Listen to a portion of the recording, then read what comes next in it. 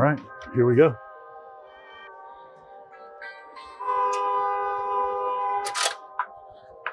Hello, hello. Hi. Hey, my name is Matt Kelderman. I have a 3 o'clock with Ryan. You said your name was? Matt. Yes, ma'am. Kelderman with a K. So again, in typical Matt fashion, I didn't know when this appointment actually was. I was just going off my calendar. And the second that I shifted to a different time zone, I forgot. And so I put it on in Texas time.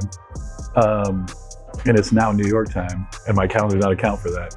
So we're an hour early to this thing, an hour and a half.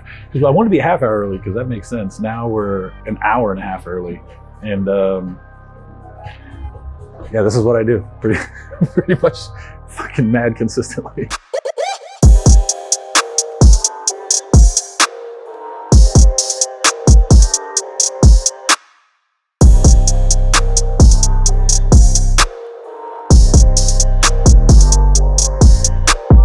So we're over here by Serhant's office, and I'm super curious to see how much this townhome is.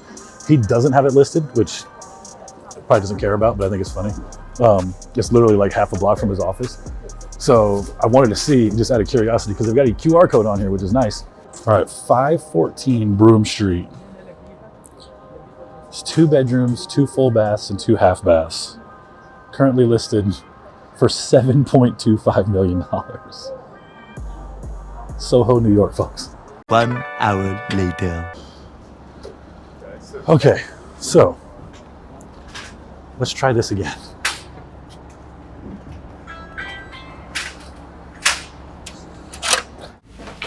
What's up, man? Ryan, how you doing, man? Matt Kelderman. Matt from Texas. Matt from Texas, yes, sir. How you doing? Finally, you're here. Let's get into it, man. I love it. Perfect. Let's do How was it. the year so far? I started focusing a lot more on agent attraction this year. Yeah. Because we're growing. And so a lot of the production stuff that I used to be responsible for when, we just had to kind of grow the team and eat is going on the back burner a little bit. And we started doing the vlog. Yeah. Like just trying to tell story. I know, right? Yeah. Just trying to tell stories around, what's going on in business and all that stuff. I was a bartender before this, and I was relatively broke. So like the story part's kind of powerful. Yeah. If you can get other people to buy in. Yeah, I was on a silver bar. They know killed what I me. mean? Yeah. So how many people are on the team now? 17. Okay. Team will do 300 units this year. Nice. Right around 110 million. Where in Dallas are you operating at? We're in North Dallas, so we sell heart of Dallas up into kind of the north suburbs. DFW's not like anything here, right? It's a huge, expansive area, but there's a ton of people Texas. there. Are you really? I was born in Houston. My dad's in Keller. Shit. Okay. So yeah, absolutely. So you're Yeah. on the west side of the Metroplex, so you understand the whole setup. Yeah. So yeah, we're in Dallas proper, and then up north. I Nice. live in Frisco at the Star, Yeah. where all the Cowboys stuff Yeah. is. So yeah, That's cool. Do you actually ever go there still? You still head back down there as well? Not since COVID. Yeah. Before I would go like once a year. Yeah. But it depends. Like, it's so much easier for them to come here. 100%. And then when we had the baby, Yeah. like for them to come here versus me like going there. But I get back to Dallas a lot more than I get to Houston. My sister's in Austin. Oh, I have one sister in Dallas and another sister in Austin. Okay. And then like my best friend and other like aunts and uncles and stuff are in Houston, kind of like scattered I around. didn't know you were a Texas guy. That's cool. My little brother went to Austin College in Sherman. Yeah. He went up there, got a tattoo on his hip. I went to Austin and got a tattoo on my shoulder that I would love to get covered up. So Is it a Longhorn? no, it's a shitty like weird mask thing. It was like during that time when dudes were getting like tribal tattoos. Dude. So I got this really cheesy mask on my. So there's all these. So we grew up. We were born in Texas, but then we kind of like high school, school. We grew up outside Boston. Okay. Right. So like super like northeastern kind of thing. And then my parents moved to Colorado, and so Jack goes to Austin College, and he's surrounded by all these kids who like just want to go to the military. And so he goes from like being like a baseball playing, like running around footballer to like just benching all the time, and he's like really into the military, and he's got this tattoo on his hip. Can we call him right now? Actually? Please, let's do it. Now it's gonna drive me fucking crazy that I can't figure this out. 1 second. Let's see let me see if he picks up. I wonder what caused him to get a hip tattoo as a full-grown man too. Dude, hold on. I'm calling him at. Let's call his cell phone. Let's see if he picks up. Jack Serhant. Please pick up, Jack. He's gonna be like, what? I never call my brother, ever. He's gonna be like, what? I don't understand. Let's just see. I just see if he picks up. The fuck? Like, what are you doing? How do you not pick up your phone?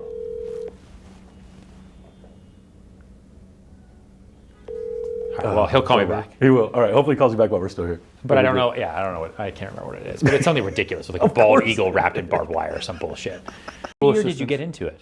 2012. Okay. I was individual for a long time. Under another team? No.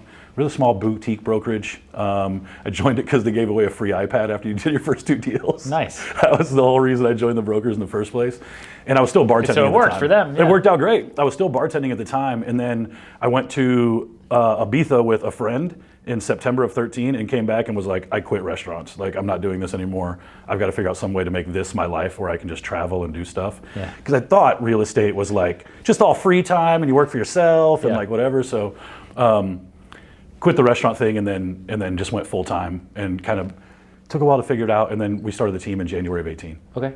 So cool. Yeah, it's been really cool. Yeah. It's been really cool. Okay, nice. And this year's been a good year. This year's been a really good year. It's been a great year for the team. We brought on a Little Rock expansion team, and we hired 2 new agents in the past couple of weeks, right? So one guy put 2 listings on the board yesterday. And you're Keller? Yeah. Yeah.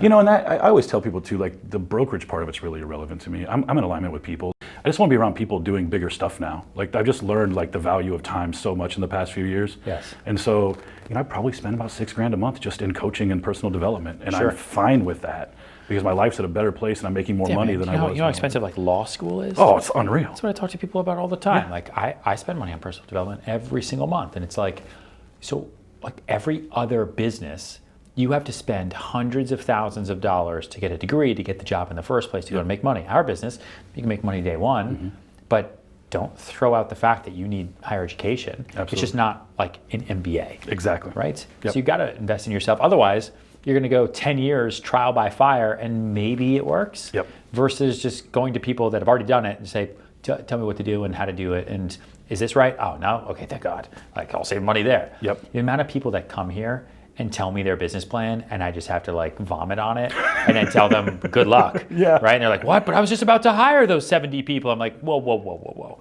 And like get them back on a straight. And then like 6 months later, they're like, oh my God, you saved our life. Imagine if we had done that. I'm like, yeah, imagine. And they had no one else to talk to. Yeah. No one else to ask. Yep. Because like in your local market, like what other broker are you going to talk to that's going to give you honest, real, unbiased advice? You're not going to. Because everyone's competition. They're right? going to be trying to sell you on whatever their value prop, right? They're going to be shitting on whatever you're already doing, trying to poke holes in it. Yeah, absolutely. So like I'm kind of like, your business is so separate from mine, but it is the exact same. Yeah. They're like, I only want you to be awesome and do more. I want you to be the #1 broker in Texas. Yep. Right? And then the world. Yep. And I love that, man. I mean, is that kind of like what the ultimate goal of what you're trying to do is, right? Like, I mean, I understand it's all about the agent referral network, which is amazing, right? You get a bunch of like-minded agents who are all doing the same thing. But the Serhant brand itself, like, what's the ultimate goal with that part of it, right? World domination. Yeah. I watched enough of your stuff to figure that was what you were going to say. But. Yeah. I just like, I'm in it for the long game. Yeah. And I just sort of assumed I was going to have to do this by myself my entire life because that's the way I've always done it. Yeah. And so like I don't have $1 billion. And so like I'm not going to go buy agents and buy brokerages and all that. So how do I meet really great agents that are like willing to be hungry and invest in themselves and who like me and who like the way we do things all over the world? And let me figure out how to do that for a couple years before I really expand. Yeah. And here we are. And that's awesome, man. Yeah. Isn't it so much easier to do it with people that already have bought into like what your style is and who you are? Yeah. Oh, is this him? Nice. Jack. What's up, motherfucker? What's up? Dude, where are you? I'm in the truck driving home from the office. So, you went to the office? Yeah, I go once a week now. Nice. Lucky you. So I'm sitting with Matt here, and you're on speaker with him, and he's from Dallas, Texas, and I was telling him about your tattoo. What's your tattoo say? A man of war is a man of peace. I fucking, yeah, see ya, dude. You're the man, dude. I love that tattoo. I can't wait to see it on Thanksgiving. Love you, bye. Bye. You hang up A with your man family. of war is a man of peace. I love that. It's dog tags and it's like blood and guts and American flags everywhere. It's a bald eagle screaming. Dude, and I'm like, why'd you get that? And he's like, I don't know, I was drunk. I was 19. You know, he was like reading books on the Air Force.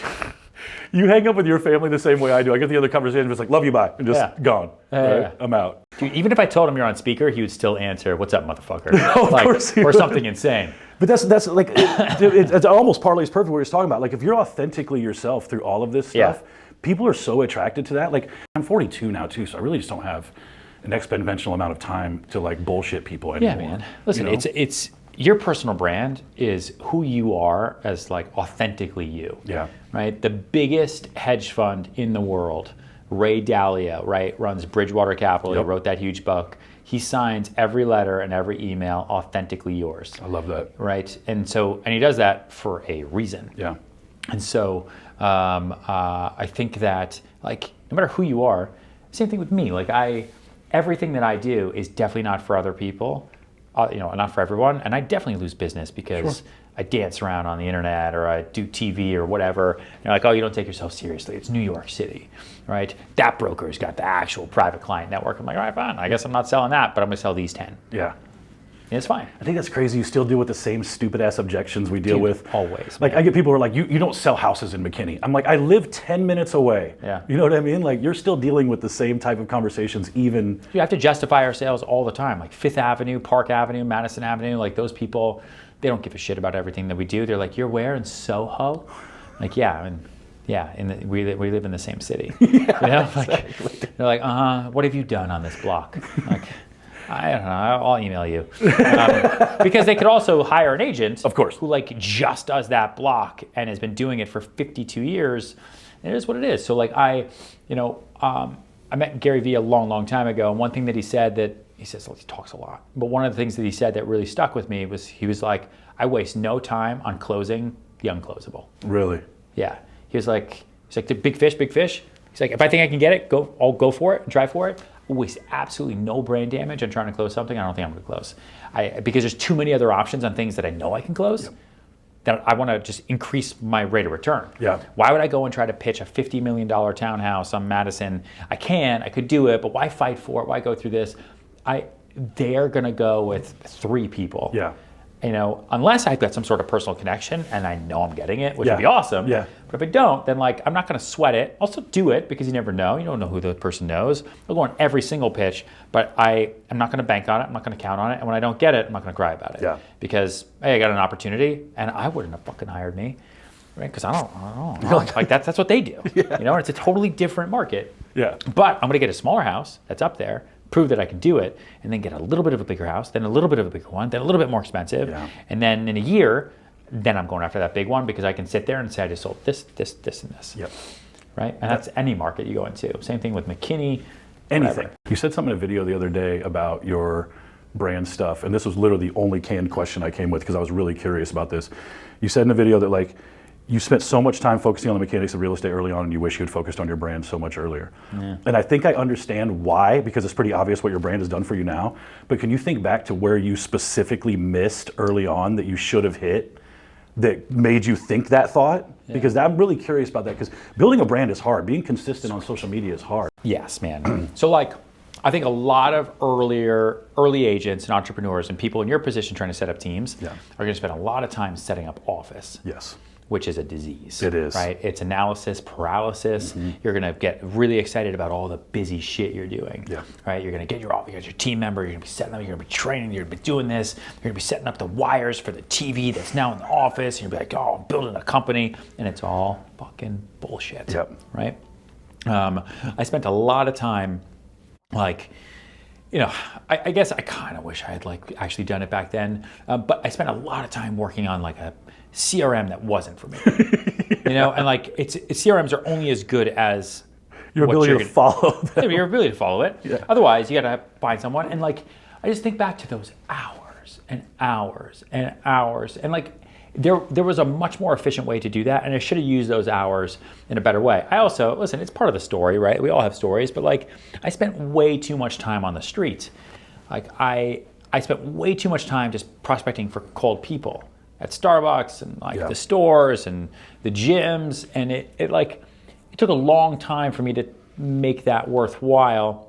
What I should have been really focusing on, because my mistake that I was doing with doing all that stuff is I had no idea who I was. Yeah. I had my real estate license. I wanted to sell real estate or rent real estate. Where do you want to go? Queens, let's go. Yep. Brooklyn, let's go. Bronx, okay, let's go. Right? Fifth Avenue, sure. But I had no idea what I was doing. I didn't know anything. I didn't put any time or effort into learning the markets, really understanding what I was talking about, so I could beat the internet. Yeah. Right? That's the goal. Yeah. Right? As a salesperson, you need to have conversations with your clients, so when they're talking to you, they know, okay, good thing we called him. Yeah. Yeah, he knows. Yeah, that wasn't on Zillow. Yeah. Right? Yeah. Even if the listings are all public, you're able to understand it and talk about it in a way that makes them feel better, the same way a wealth advisor would, right? Or a private banker.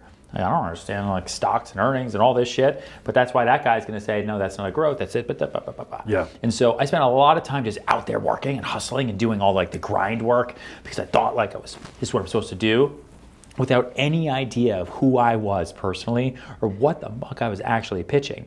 And so the way I came off, because we all have a brand whether we know it or not. Absolutely. Right? So then the way I came off, and it took me a while to realize this, was like young, hungry kid needs money. Yeah.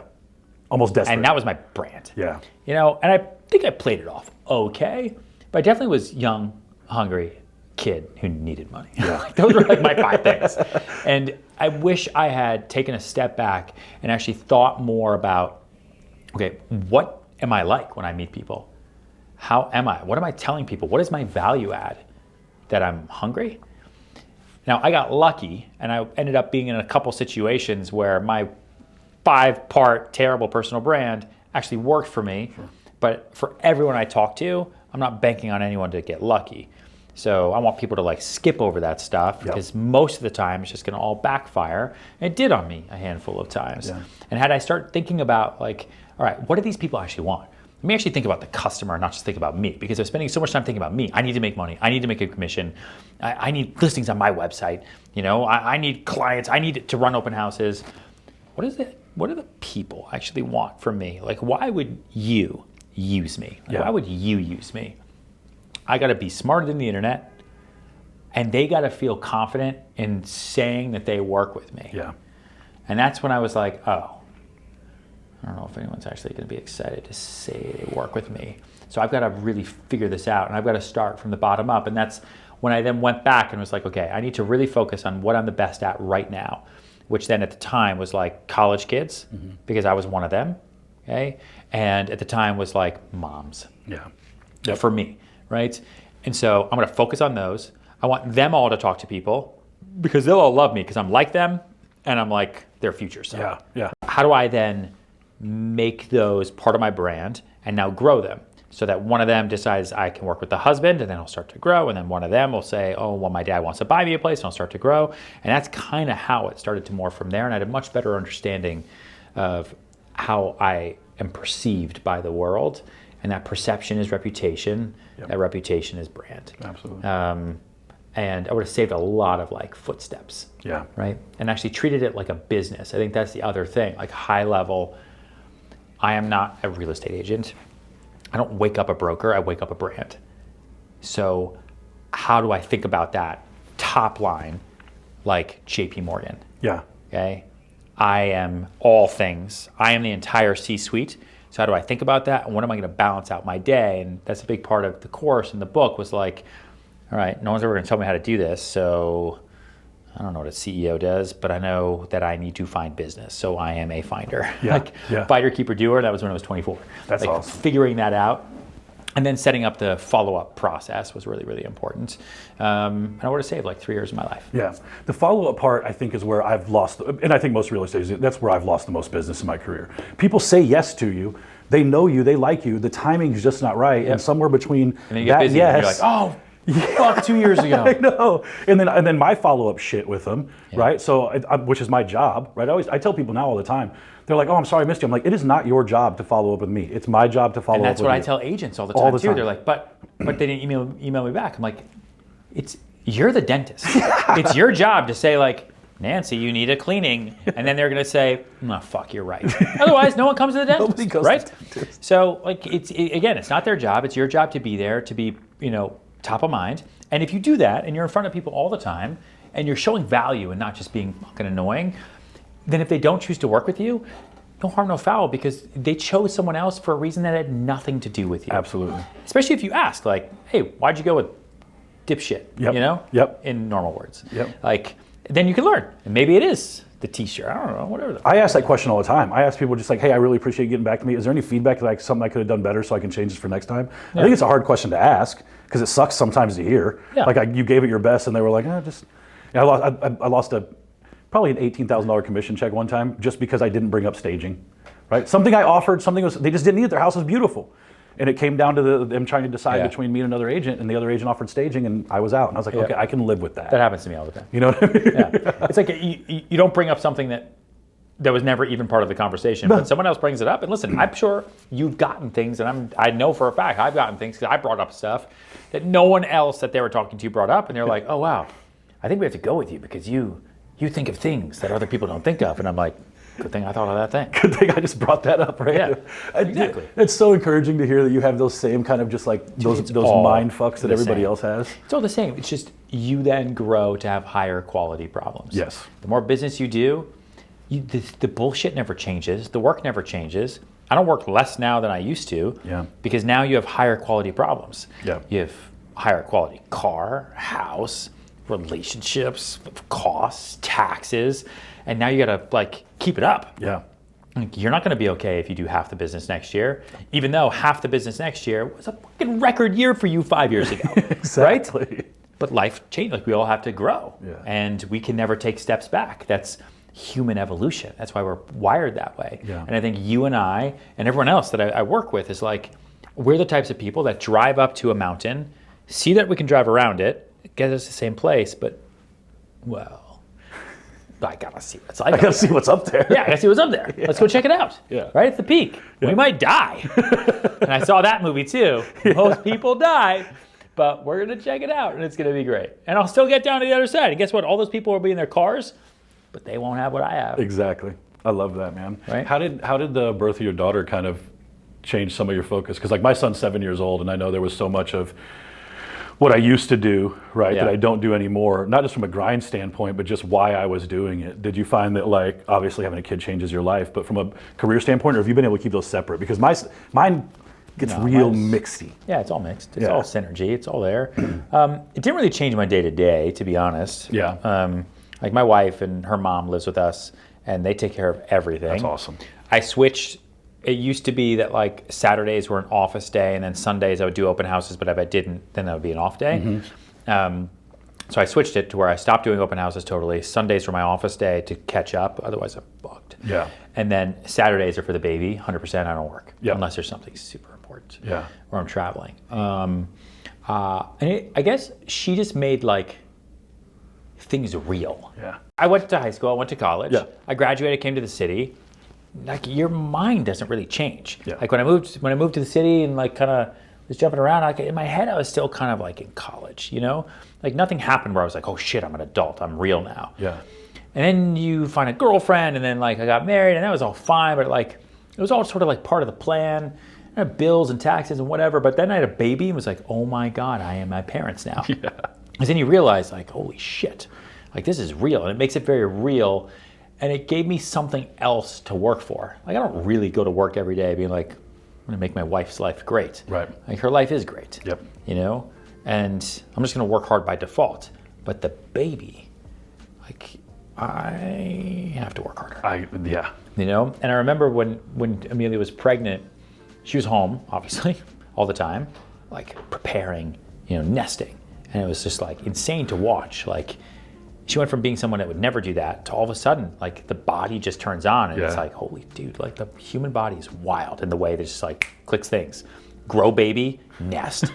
And then I male nested is what she determined I was doing, because I like worked harder than I've ever worked in my life. Really? I didn't really want to be there with her pregnant because I knew there was like in my head, I am useless to you other than comfort. So I'll be there here and there, but like I need to build. I need to go out there. I must build castle. You know what I mean? Like I must build hut. You know, baby coming. Let's create fire. Gather, yes. Yeah. Like that's exactly how I felt. And just build, so that there's legacy, so that there's purpose, so that there's meaning. Because I also, you see this, you know, he's 7, right? Which is like super real. And he's very aware of what I'm doing. So Zena's 2.5, so she's not. Yeah. But she gets it. And she gets sad, and she now says, you know, where's daddy? Daddy goes work. Like all that stuff. Like I fucking everything that I do all day long when I'm away from that baby, I absolutely must do. Yeah. Otherwise, I should spend the time with her. Tell me how